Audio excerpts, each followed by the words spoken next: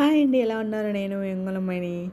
ఈరోజు టాపిక్ ఏంటి అంటే, మనకి 24-25 బడ్జెట్ రిలీజ్ తర్వాత మన ఈ మ్యూచువల్ ఫండ్స్ మీద ఎంతవరకు ఎఫెక్ట్ పడిందో ఒకసారి చూద్దాము. ఎంతసేపటికి టాక్స్ అంతా మనకి ఇళ్ళ మీద పడింది, ఇళ్ళ మీద ట్యాక్స్ కట్టాలంట, స్థలాల మీద ట్యాక్స్ కట్టాలంట వచ్చిన అమౌంట్ మీద అని చెప్పేసి టాక్ ఉంది. కానీ దీని గురించి పెద్దగా మనకేమి టాక్స్ అయితే రావట్లేదు. అసలు ఎంతవరకు పెరిగింది ఏంటి అన్నది ఒకసారి చూద్దాము. ఇక్కడ చూడండి, మనకి 20% అన్నట్లు ఇక్కడ రౌండ్ ఫిగర్ కనిపిస్తుంది, 20% కనిపిస్తుంది.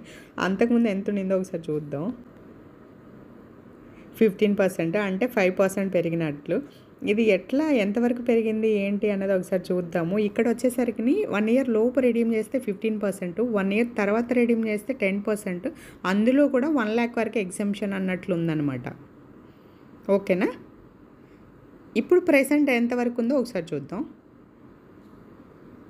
లోపు రెడీమ్ చేస్తే 20% అని, 1 ఇయర్ తర్వాత రెడీమ్ చేస్తే 12.5% అని, అందులో 1.25 lakh వరకు ఎగ్జంప్షన్ అని. అంటే ఇక్కడ మనకి పర్సంటేజ్ పెరిగింది, కానీ దాంతోపాటు మనకి ఇక్కడ వచ్చే రిటర్న్స్లో ఎగ్జంప్షన్ కూడా ఇచ్చాడు కదా 25,000. అక్కడ పెరిగిన ఆ పర్సంటేజ్ మనకి ఇక్కడ కవర్ అవుతుంది కదా.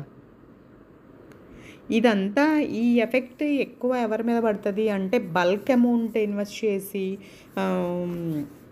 బల్క్ అమౌంట్లో విత్డ్రా చేస్తా చూస్తారా, వాళ్ళ మీద ఎక్కువ ఎఫెక్ట్ పడుతుంది. ఎందుకంటే ఇప్పుడు నార్మల్గా మనం ఎవ్రీ మంత్ ఇంత ఇన్స్టాల్మెంట్లో ఇన్వెస్ట్ చేసే వాళ్ళకి పెద్ద ఏమీ పడదు. ఎందుకు అంటే ఇక్కడ పెరిగిన పర్సంటేజ్ ఆ వారం మనకి 25,000 పెంచాడు కాబట్టి దానివల్ల పెద్ద ఎఫెక్ట్ అయితే పడదు. కాకపోతే బల్క్ అమౌంట్లో మనం ఒక 20 సంవత్సరాల తర్వాత, ఒక 15 సంవత్సరాల తర్వాత మనం అమౌంట్ని విత్డ్రా చేసుకోవాలి అనుకున్నప్పుడు అప్పుడు మాత్రం ఖచ్చితంగా ఎఫెక్ట్ అయితే పడుతుంది మన మీద కూడా.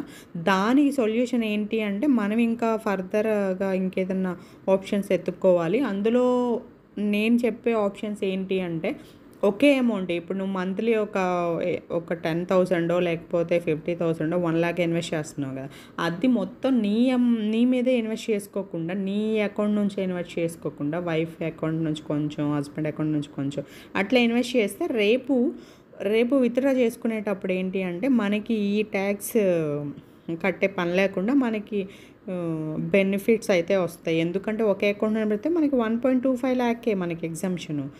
అదే 2-3 అకౌంట్లు ఇస్తే ఆల్మోస్ట్ అటు ఇటు 5-6 lakhs ఎగ్జంప్షన్ వస్తుంది. ఇంకొకటి కూడా, మనకి ఇప్పుడు ఒక 2 years తర్వాత మనకి మనీ అవసరం అనుకుంటే ఒకేసారి అప్పుడు స్పాట్లోనే విత్డ్రా చేసుకునే కంటే ఎవ్రీ ఇయర్ కొంత అమౌంట్ విత్డ్రా చేసుకోవడం వల్ల కూడా మనం ట్యాక్స్ కట్టే పని లేకుండా చేసుకోవచ్చు. అది కూడా ఒక అవకాశం ఉంటుంది. అంటే ట్రై చేసే వాళ్ళకి నేను చెప్తున్నాను, జస్ట్ నా ఒపీనియన్ నేను షేర్ చేస్తున్నాను.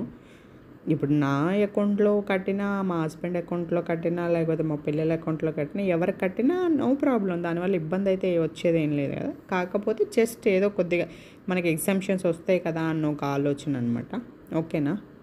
కానీ ఓవరాల్గా అయితే పెద్దగా ఎఫెక్ట్ పడలేదు. బల్క్ అమౌంట్ల వాళ్ళకి మాత్రం ఎఫెక్ట్ అయితే ఖచ్చితంగా పడుతుంది, అదైతే క్లియర్గా చెప్పగలను.